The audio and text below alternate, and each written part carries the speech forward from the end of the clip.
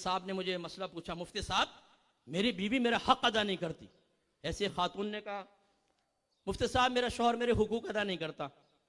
मैंने इन दोनों से क्वेश्चन किया और इस क्वेश्चन ज़िम्नन आप सबसे भी है, मैंने कहा पहले ये बताइए हक किसे कहते हैं। दोनों सोचने लगे हक किसे कहते हैं। आप भी तो बोलते हैं ना ये मेरा हक है, माँ बाप कहते हैं बेटा ये हमारा हक है।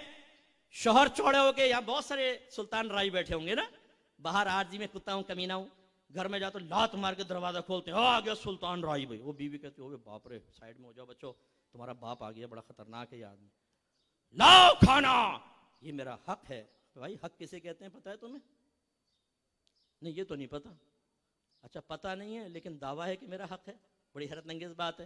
ये बिल्कुल ऐसा जैसे मैं कहूँ चूंकि आप सब पक्षु हैं और जो पक्षु होता है मैदान माशर में काबिल गिरफ्त होता है, आपके मुझ सब पक्षु किसे कहते हैं ये तो पता है ना। जोक है कि नहीं है बहुत बड़ा। हक जाना नहीं, हक की तारीफ नहीं पता, हुकूक मालूम नहीं कि माँ का क्या हक है, बाप का क्या है, सुतेली माँ का क्या है, सुतेले बाप का क्या है, बीवी का क्या हक है, बच्चों का क्या हक है, हक की तारीफ पता नहीं। और हम कहते हैं जी हक अदा करें। मैं आपको आसान अल्फाज में समझा देता हूं सिर्फ एहतिसाब के लिए। हक उस जिम्मेदारी का नाम है जो अल्लाह तबारक व तआला एक जात पर दूसरी जात के पेश नजर लाजिम कर देता है, ये हक है। अब अगर एक जात खुद अल्लाह की हो और उसने अपनी जात की वजह से हम पे कुछ लाजिम किया है, उसे हक़ुल्लाह कहते हैं। और अगर बंदों की वजह से अल्लाह ने किसी भी कुछ जिम्मेदारी लाजिम की है, उसको हक़ुल अब्द कहते हैं। चुनाचे औलाद पर माँ बाप के पेश नजर कुछ जिम्मेदारियां लाजिम की हैं तो ये माँ बाप का हक कहलाएगा।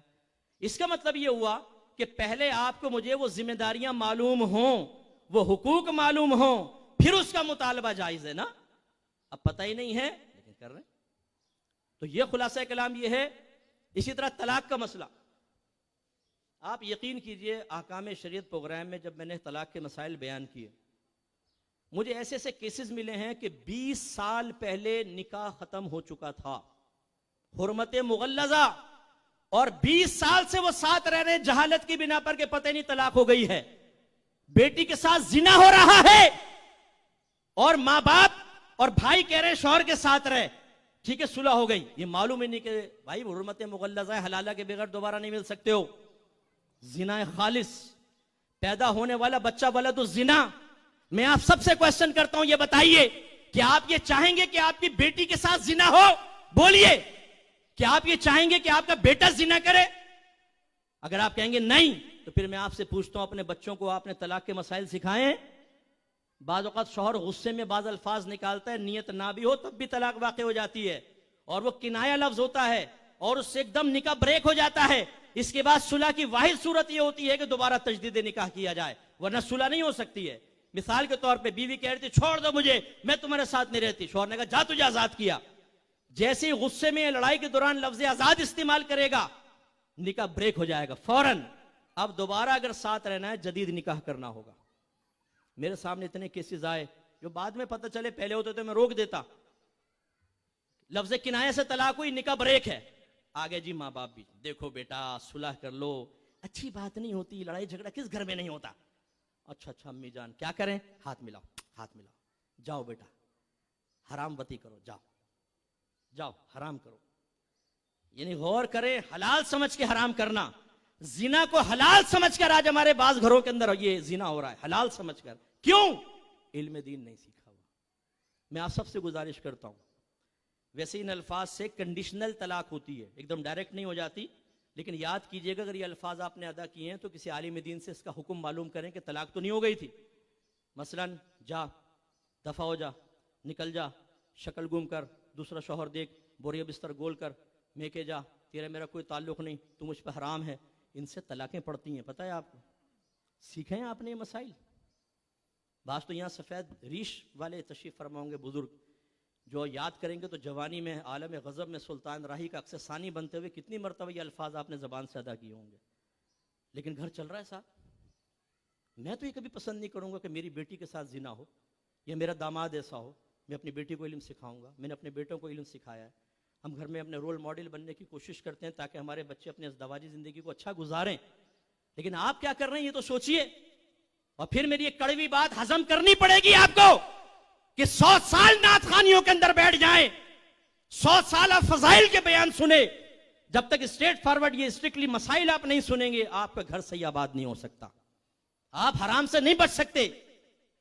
जैसे मैंने हलाल के बारे में आपको बताया था, मैंने कहा हलाल किसे कहते हैं, वो सब आप बताएं भाई, कमा तुम रहे हो बताऊं मैं, फिर मैंने कहा चलो मैं तुम्हें बताता हूं।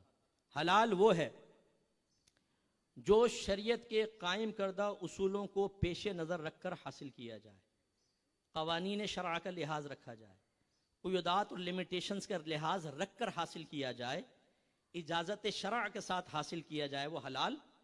और जो मुमानअत शरअ के साथ हासिल किया जाए, लिमिटेशंस को क्रॉस किया जाए, कवानीन को पामाल किया जाए, कंडीशन को तोड़ दिया जाए, लिमिटेशंस को फलांग दिया जाए, वो रिस्क हराम। नतीजा क्या निकला, रिस्क हलाल कमाने के लिए पहले आपको लिमिटेशंस पता होनी चाहिए, क़ुयूदात, कवानीन शरअ, तरीक़े, नबी करीम की तालीम। कितने बिजनेसमैन यहां बैठे होंगे, आपने कभी सीखा है किसी से, आपने किसी आलिम से मालूम किया? कारोबार शुरू करेंगे, ये बता भाई मुझे कितना प्रॉफिट देगा, ये बता, इन्वेस्टमेंट कितनी है, प्रॉफिट कितना है, कारोबार क्या करना है, दुकान कहां पर है, नुकसान तेरा प्रॉफिट मेरा। नाजायज शर्तें लगाकर बहुत सारे बिजनेसमैन इस वक्त बिजनेस कर रहे हैं। अगर आप जरा भी गलत कंडीशन लगाएंगे, आपकी ये मुआहदा फासिद होगा, मुदारबत फासिदा, शिरकत फासिदा के लफ्ज सुने आप।